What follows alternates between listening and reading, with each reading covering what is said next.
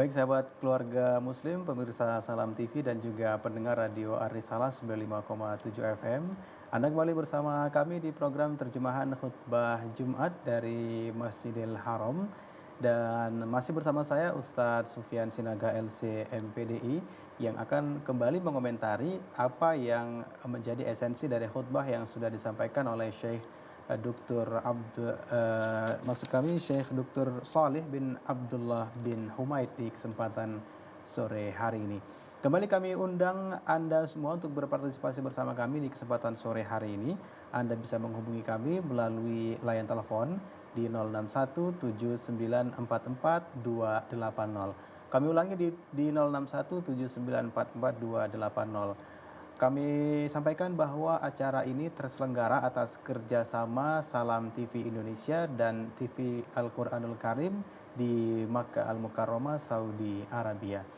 Baik Ustadz, sambil menunggu interaksi dari pemirsa di kesempatan sore hari ini, ada juga hal yang menarik untuk kita ulas di kesempatan sore hari ini Ustadz, dari khutbah yang tadi sudah disampaikan, bahwa beliau menyebutkan bahwa ilmu itu adalah merupakan warisan para nabi, kemudian diwariskan kepada generasi-generasi sesudahnya. Ini apakah memang seperti itu atau mungkin ada penjelasan lain seputar hal ini, Ustaz? Ya, jadi Rasulullah Sallallahu Alaihi Wasallam bersabda, al ulama'u warasatul anbiya. Ulama itu adalah ahli waris, pewaris para nabi. Dan yang diwariskan para nabi itu bukan seperti yang diwariskan kebanyakan manusia sekarang, yaitu harta berlimpah, rumah dan seterusnya. Tapi yang diwariskan para nabi itu kepada orang sudahnya adalah ilmu. Ya, ilmu mengenal agama ini, mengenal Allah dan Rasulnya. Ma'rifatullah, ma'rifatul Islam, ma'rifatu an-Nabi Sallallahu Alaihi Wasallam. Ya, jadi pernah juga disebutkan dalam satu hadis bahwa Abu Hurairah radhiyallahu anhu datang ke sebuah pasar. Beliau mengatakan kepada orang-orang yang asik berdagang di sana, kenapa kalian masih sibuk di sini berdagang dan seterusnya, sementara warisan Rasulullah di sana sedang dibagi-bagikan di masjid.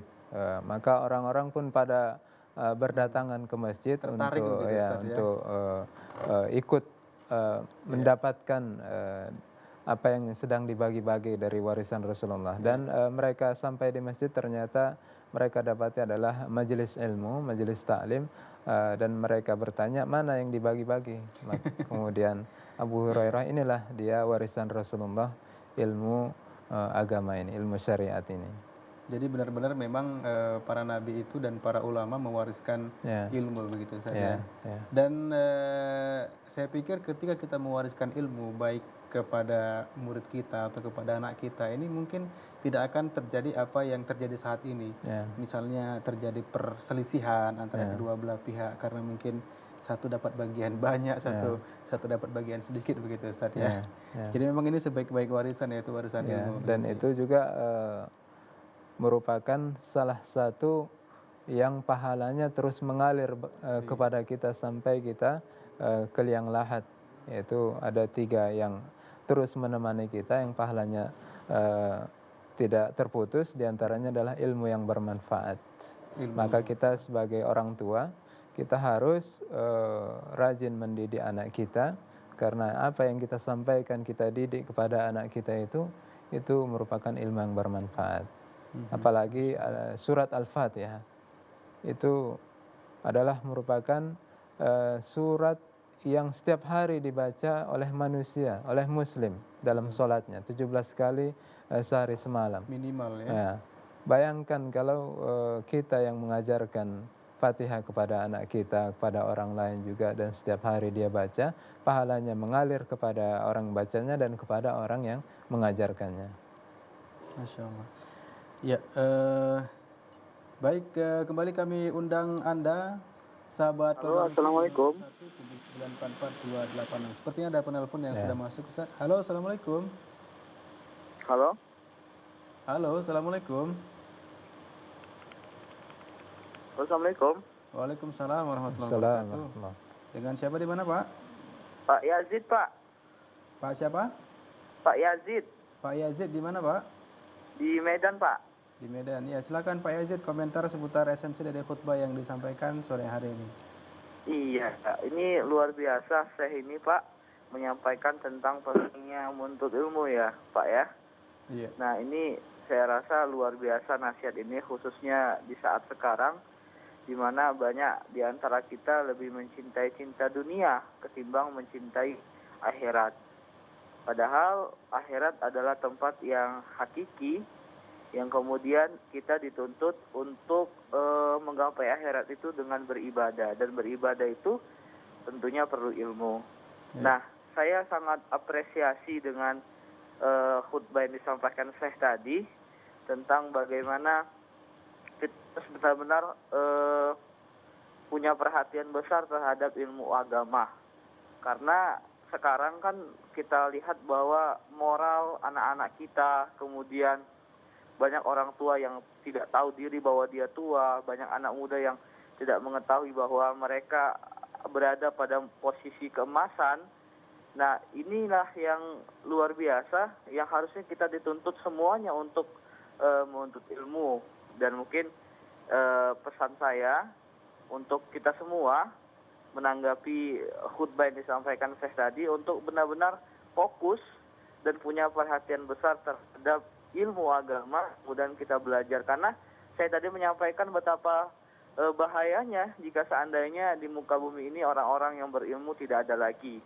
Bisa mendatangkan azab, bisa mendatangkan malapetaka yang disebabkan oleh kebodohan. Mungkin itu saja. Ustadz, mungkin pertanyaan saya juga ingin menanyakan Ustadz, mungkin nasihat lah itu untuk kita semua bagaimana agar kita semangat berilmu. Terima kasih Ustadz. Baik, terima kasih Pak Yazid yang ada di Medan. Ya, luar Oke, biasa Ustadz. sekali tadi komentar yang sudah disampaikan Pak Yazid yang ada di Medan, Ustadz, seputar pentingnya ilmu yang tadi sudah kita ulas juga. Dan ada satu pertanyaan tadi dari beliau bahwa bagaimana cara kita agar bisa semangat dalam menuntut ilmu, begitu Ustaz? Ya, kita semangat dalam menuntut ilmu sama seperti kita semangat dalam menggapai sesuatu. Ya. Kenapa kita semangat misalnya bekerja? Karena kita tahu apa yang akan kita dapatkan. Kenapa kita misalnya semangat dalam mengejar, kalau anak muda mengejar seorang calon istri misalnya. Dia pontang-panting sana kemari semua diusahakan, tidak ada uang pun bisa dijadikan ada dan seterusnya. Karena dia tahu kelebihan yang dimiliki oleh seorang gadis yang didambakannya itu. Begitu juga ketika kita menuntut ilmu. Kenapa kita semangat dalam menuntut ilmu? Karena kita ketahui bahwa dengan ilmu itulah kita diangkat derajatnya oleh Allah Subhanahu wa taala. Orang Arab, bangsa Arab sebelum datangnya Nabi Muhammad SAW tidak dikenal dalam sejarah. Karena mereka tidak punya peradaban, tidak memiliki keilmuan.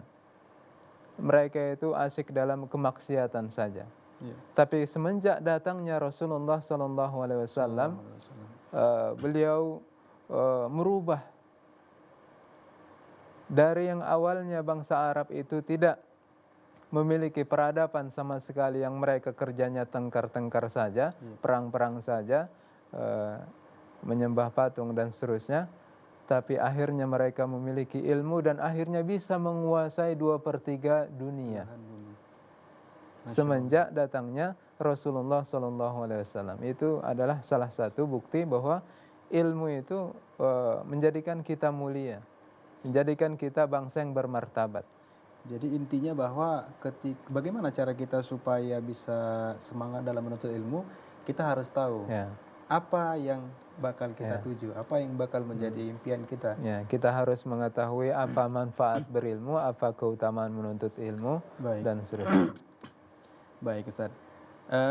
Ada hal yang menarik juga yang perlu kita komentari di sore hari ini, masih dari khutbah yang tadi disampaikan oleh Syekh Humaid, Ustaz, bahwa beliau menukil perkataan, saya lupa tadi perkataan dari siapa, mungkin itu Ustaz bisa meluruskan dan bisa menyampaikan kepada sahabat keluarga muslim bahwa beliau menyampaikan siapa yang bertemu dengan orang yang berilmu maka seakan-akan dia mendapatkan gonima atau harta rampasan perang. Sampai sebegitunya kah ilmu itu Ustaz? Ya. Sampai disamakan dengan seperti mendapat gonima. Ketika kita mendapat gonima atau harta rampasan perang, tentu kita pasti akan senang, akan bahagia begitu. Apa memang seperti itu, Ustaz? Ya, karena ulama itu, ahli ilmu itu ibarat Iya. matahari atau ibarat bulan, ibarat pelita yang menerangi umat manusia. Orang yang tidak dekat dengan ulama, jauh dari ilmu, sama seperti mereka dalam kegelapan. Oleh karena itu, ketemunya kita dengan ahli ilmu itu harus kita manfaatkan karena seperti gonimah dia, merupakan suatu yang seperti istilah kita rezeki nomplok begitu. Ya, betul. Kita mendapatkan rezeki nomplok sehingga kita harus betul-betul manfaatkan istifadah dari mereka, kita gali ilmunya, kita timba ilmunya supaya kita juga mendapatkan manfaat dari ketemunya kita dengan mereka. Baik. Masih berkaitan dengan apa yang saya sampaikan tadi bahwa ketika kita mendapatkan orang yang berilmu itu seperti mendapatkan ghanimah, tapi terkadang ada orang yang kelewat batas, Ustaz. Pada akhirnya mengkultuskan para ulama, kemudian fanatik kepada ulama itu, sampai pada akhirnya mereka melakukan hal-hal yang tidak seharusnya dilakukan oleh seorang thalibil ilmi. Pandangan Ustaz mengenai hal ini? Ya, jadi dalam Islam kita disuruh pertengahan. Tidak boleh berlebihan. Dalam agama itu berlebihan itu gulu istilahnya itu sangat dilarang dalam agama. Dan salah satu faktor, salah satu penyebab kesyirikan di permukaan bumi ini adalah gulu. Berlebih-lebihan dalam menghormati ulama, dalam menghormati orang soleh. Sebagaimana disebutkan dalam hadis bahwa awal mula kesyirikan itu adalah ketika ada orang-orang soleh dari kaumnya Nabi Nuh alaihissalam, dan ketika mereka wafat, maka orang-orang sudah mereka itu menjadikan patung, menjadikan ulama-ulama itu sebagai patung. Dibuat gambarnya, dibuat patungnya. Alasan mereka adalah supaya mereka mengingat petuah-petuah mereka zaman dulu ketika mereka masih hidup, apa nasihat-nasihat mereka sehingga mereka semangat beribadah. Ketika itu belum terjadi kesyirikan, tapi sudah berganti generasi berikutnya, maka orang-orang sudah mereka itu meyakini bahwa dibuat patung itu bukan sekedar untuk dilihat saja menjadikan mereka ingat petuah-petuah mereka dulu, tapi untuk disembah dan diibadahi dan diambil berkahnya. Itulah mulai terjadi kesyirikan. Itu merupakan akibat dari kita terlalu mengkultuskan ulama atau ahli ilmu. Jadi apa yang sebaiknya harus kita lakukan ketika kita bertemu dengan guru kita, dengan ulama kita, begitu Ustaz? Sebatas apa kita boleh menghormati mereka? Jadi kita harus pertama punya adab kepada ahli ilmu. Di antara adab kita kepada ahli ilmu itu adalah kita menghormati mereka, kita menyayangi mereka. Kita tidak boleh buruk sangka kepada mereka. Kita tidak boleh menggibah mereka. Tadi juga sempat disinggung oleh Syekh bahwa menggibah ulama itu sama seperti kita makan racun, minum racun. Menggibah orang itu, orang biasa, sama seperti kita makan daging saudara kita. Daging saudara kita. Tapi menggibah ulama bukan hanya sekedar makan dagingnya, tapi daging yang beracun, yang mematikan. Oleh karena itu, bagaimana kita cara bermuamalah dengan ulama? Kita bermuamalah dengan ulama sebagaimana diajarkan oleh Rasulullah SAW. Di antaranya Rasulullah ketika datang, sahabatnya mau berdiri, dilarang oleh Rasulullah. Iya. Kau usah berdiri. Itu adalah menjaga jangan sampai sahabat mengkultuskan beliau. Walaupun Ya. Rasulullah ketika itu posisinya sebagai nabi. Sebagai begitu, Ustaz. nabi dan sebagai pemimpin, sebagai guru. Iya. Walaupun begitu, para sahabat menjaga juga jangan sampai nabi itu dikultuskan. Oleh karena itu dalam syahadat kita mengatakan asyhadu an la ilaha illallah wa asyhadu anna muhammadan abduhu wa rasuluh. Para ulama kita menjelaskan abduhu di sini maksudnya supaya kita meyakini bahwa beliau itu adalah hamba Allah. Jangan sampai kita na'buduhu, kita menyembah nabi. Iya. Abduhu fala yu'bad. Beliau adalah hamba Allah, jangan sampai disembah. Dan beliau adalah Rasulullah, jangan sampai yukadzab, jangan sampai kita mendustakan beliau, mendustakan risalah beliau, kenabian beliau. Jadi Nabi saja menyarankan kepada sahabatnya agar seperti itu, menyampaikan kepada sahabatnya, walaupun aku ini Nabi, tapi aku ini tetap hamba, tawadu tetap, beliau.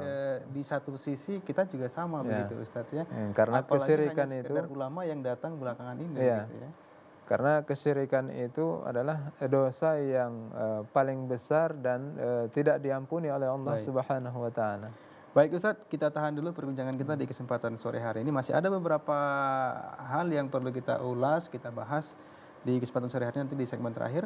Dan jangan kemana-mana sahabat keluarga muslim dan pendengar radio Arisalah, kita akan kembali setelah pesan-pesan berikut ini.